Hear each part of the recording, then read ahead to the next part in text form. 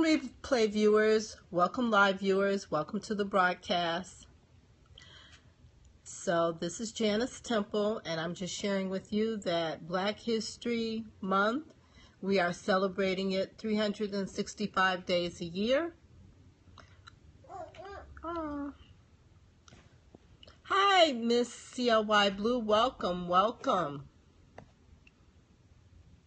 And so this is our new program, Black to the Future. Hi, what is your name? What's your first name? Hi, Ridge Durbin, welcome. So we are going to continue with Black History 365. So Black history is American history, Black history is African history. Hi, Crowns and Ring. Okay, so let me know when you're ready, Cece. I just saw your message, so I thought I'd start this. You ready to go set up? Put up some emojis, and you can go live. Sherelle. Oh, okay. Fantastic, Sherelle. It's nice to meet you. So, Cece, put up some emojis so people can follow you. Are you ready to go, or you want me to continue? Okay, thank you. You can start? Okay, no problem. No problem. So let me turn this camera. Nice to meet you as well, Sherelle. Nice to meet you, Sherelle. So I'm going to turn the camera around. Hi, everybody. So I'm Janice Temple. I'm the founder of World Black History on Periscope. Thanks for sharing, Cece. And I just wanted to let everybody know that we are going to be continuing Black history, sharing Black history. The community has demanded that we continue and that we do not stop. And so it's going to be 365 days a year. So Black history is American history. It is African history. Thanks for sharing, Sherelle. And it is world history. It is history. It is history. And hi, True Movement. How are you doing? Hi, Marta. Welcome. So we have a change of lineup. I'm going to go first. And then I guess Cece, and then you. Hey, I'm glad to see that you're there. I'm glad to see you're there. Wait. So let me see. Yes. So, Marta, you can still go second. We'll still leave it that way. And then Cece, you can go last. All right. So I'm going to continue a little bit more with reflections and acknowledgments for Black History Month 365. Now it is. Black to the Future, I believe it was conceived by Rena Goldman, so we want to thank her. I also want to thank the conductors on the Underground Railroad to the Perry train, Clarice Collins at Relate and Motivate, Tawana Brown, Tawana B. Smith, and Tamashian. Oh my God. Who did a lot of planning with the Men in Black Mondays. Rena Goldman. Who else am I missing? Oh, Cheryl Collins. So those are the conductors. And our griots. Hi, welcome. Hi, Sophie. Hi, Miss Sassy. Welcome, welcome. So tell us where you're joining from. What part of the world are you joining from?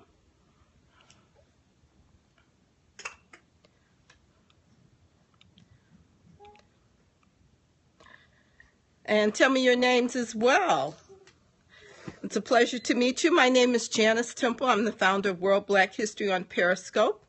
And I was just sharing that we are going to be continuing to do Black History 365 days. This month, it is Cleveland, Ohio. Fantastic. Fantastic, Sherelle. I appreciate that. Cleveland's in the house. Thank you. Hi, Bonita from St. Louis. Miss B.O. So sassy. Love that. That is so cute. Benita from St. Louis. Pleasure to meet you, Benita from St. Louis. So I'm Janice Temple. I'm the founder of World Black History on Periscope.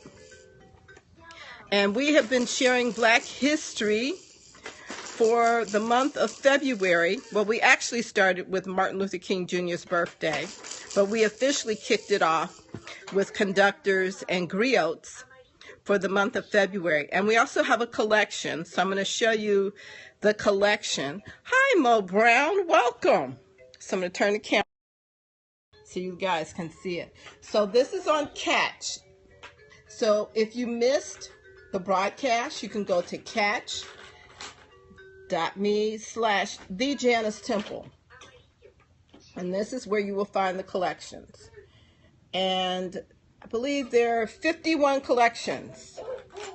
So we have them by day. And then we also have the official collection.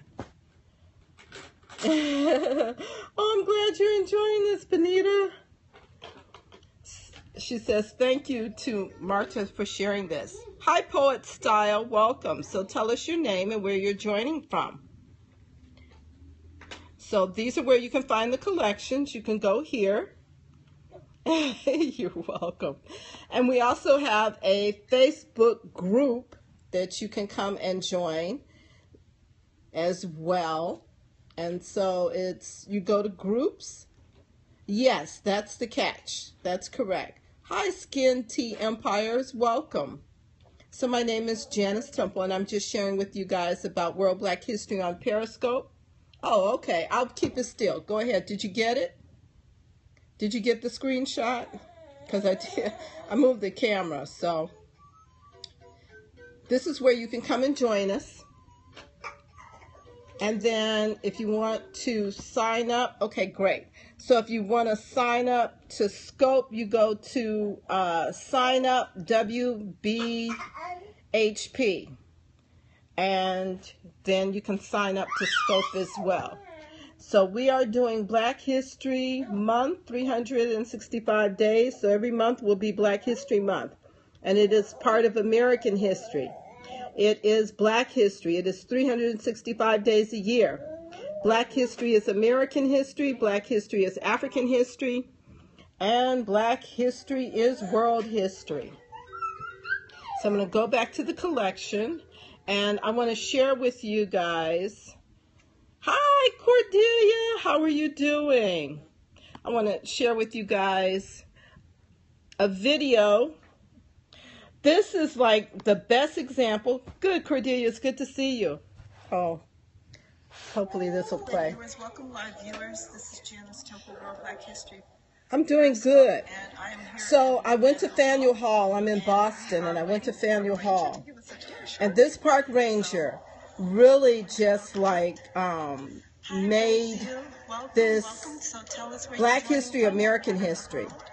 This was the best presentation I've ever seen of integrating the two.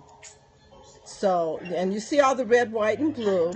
And over here is Frederick Douglass. So this is on my Catch page. And this is Black History 365 Faneuil Hall, Boston. That's the name of this one.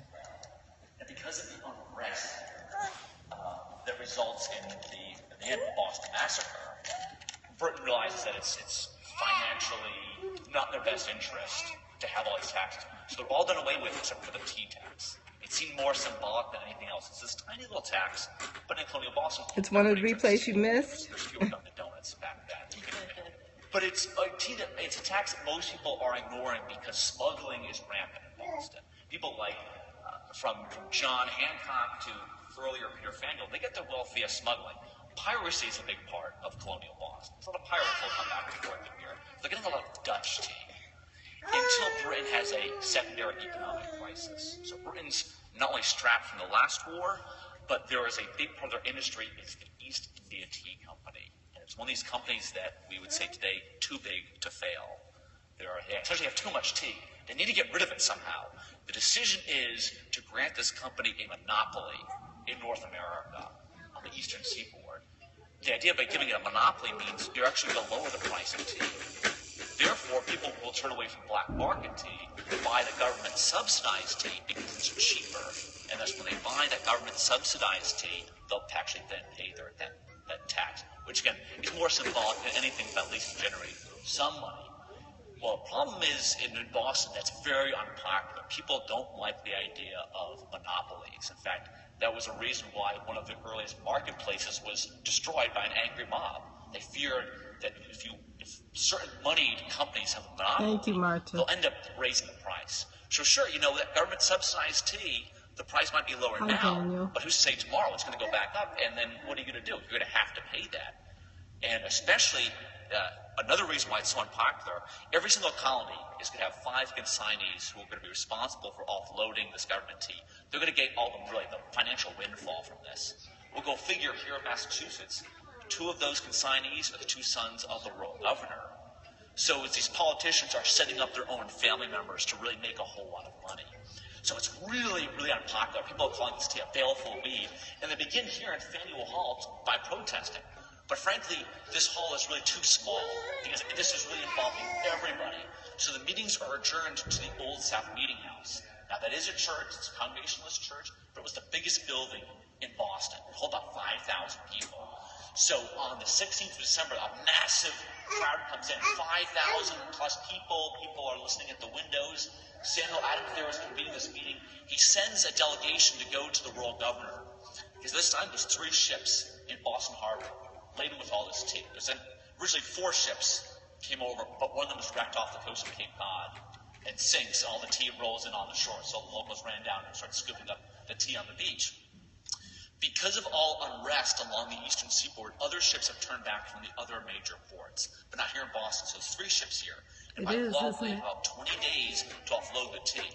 But the folks who actually own the ships are being approached by people in Boston saying, if you know what's good for you, you will not offload this tea.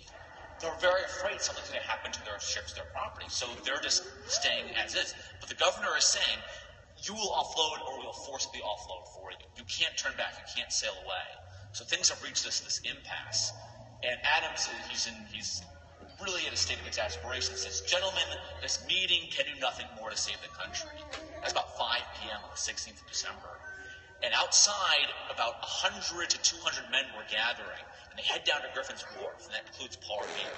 Now, they have disguises as American Indians, not because they're trying to fool people into thinking that Indians popped up and decided to start destroying some tea. It's about political theater. It's about kind of getting up in costumes. They go down to Griffin's Wharf, they board the 3 ships, and they toss all the tea into the harbor. They don't touch anything else. They don't want to alienate the merchants. They only destroy this government-subsidized tea. That was about 342 chests, the equivalent of 20 million cups worth of tea. In today's currency, $1.5 billion worth of tea. And that's all destroyed.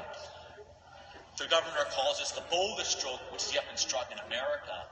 It was more symbolic than anything else, but because this was the tax that the King of England, George III, mandated, this is the last tax that will stand. By destroying those colonists have committed treason. Yes. So the decision is to punish all of Massachusetts for the action of really only 100 people. As a result, an army comes in, you have an army of occupation, they have new rules of engagement by which if they fire and kill civilians, they won't be tried here, like those other soldiers were during the Boston Massacre. The port of Boston is shut down, so everyone's thrown out of work here. The government is moved up to Salem, and town meeting, which has been the basis of government for the last 100 years, the best thing about being a British subject in North America, access and involvement with government is denied across the entirety of Massachusetts. So if you're an individual here, you're simply only a teenager, you have no job, everyone you know is out of work, you have no access to your government, you don't have the freedom of speech, the freedom of assembly, and you might be killed on the streets of your hometown, essentially with impunity. So for many of these colonists, they decided what's left other than picking up a weapon and going to war. So the Boston Tea Party itself is kind of a very small thing, but the reaction that it provokes from Great Britain is what's going to propel a lot of these colonists to realize, you know what, if you don't have the freedom of speech, if you don't have the freedom of assembly, you can't change that concept of liberty. The only way by doing so is by actually resorting to violence. That's exactly what happens.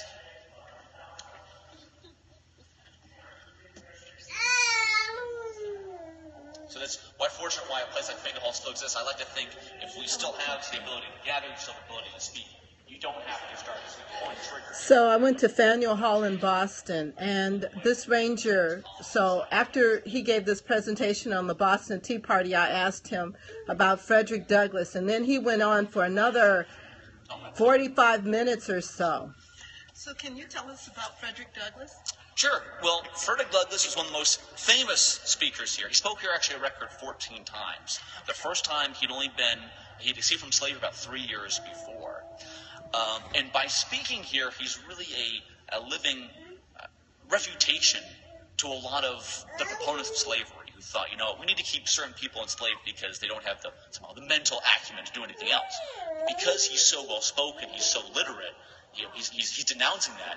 And in the aftermath of the American Revolution, excuse me, Faneuil Hall had ceased to fulfill its role as a place to vote. It essentially became impractical to run Boston as a direct democracy. But this is really the place where the legacy of the war was debated. What was the revolution truly about? And is in fact truly over.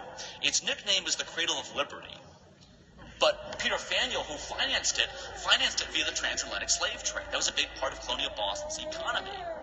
So it's time to redefine and expand what liberty means. For someone like Frederick Douglass, when he speaks here to a primarily white audience, he's saying, when comparing his personal experience and the experience of people that he knows, the experience of the slaves in the South, then comparing it to what those Anglo colonists experienced the century before, saying, hey, we have it substantially worse than you ever did, and you thought the only recourse you had was going to war. Well, how about us? Now, the irony is, while he is speaking here, at the same time, the future president of the Confederacy, Jefferson Davis, will also speak here. Which one is Jefferson? He's not depicted here. Yeah. Okay. He will speak only actually about 1858, so a few weeks, one time after one of Frederick Douglass's speeches. And again, he's addressing the legacy of the revolution, and he is saying the revolution. Marta, you can set up. You're next. Property rights and people protecting their property. Everybody follow Marta. Put up your emojis. When it comes to that. Wow. So Faneuil Hall has always represented all ends of political, fighting of that time period. So Frederick Douglass, again, he's probably one of the more famous speakers here. Certainly the most photographed. He is the most photographed speaker, the most photographed individual of the 19th century. Yeah. So everybody follow Marta. Marta, go live. The need to address what liberty means in this country. Now, his home was actually in New Bedford, Massachusetts, but this being the biggest city in Boston, or rather, biggest city in Massachusetts, will often come here with many. Okay, so I'm going to stop it there. So if you want to watch the rest of it, you can go to my collection, and it's at the Janice Temple, and this one is Faneuil Hall, Boston. So he talks about Samuel Poor, Billy Lee. He covered a lot of great historical black figures that are part of American history who have been omitted. So I thought that the National Park Service did a fantastic job. Yes, because they're beginning to share our history. And so it's powerful to see the change. So if you go and visit a national park or a national historic site, ask about some of the great black leaders who could have possibly been there. So, Cece, or can somebody tell me if Marta is live? So, yeah, and then I can end the scope. I'll make sure to catch that replay. Yes, it is very powerful. Thank you so much, Benita. Hi, Ahmet. Welcome. So is she live yet? And then we'll go and catch Marta at True Movement. Probably. She probably is. Okay, I'm going to end the scope. Let's go look for Marta at True Movement. She's up next. Thank you.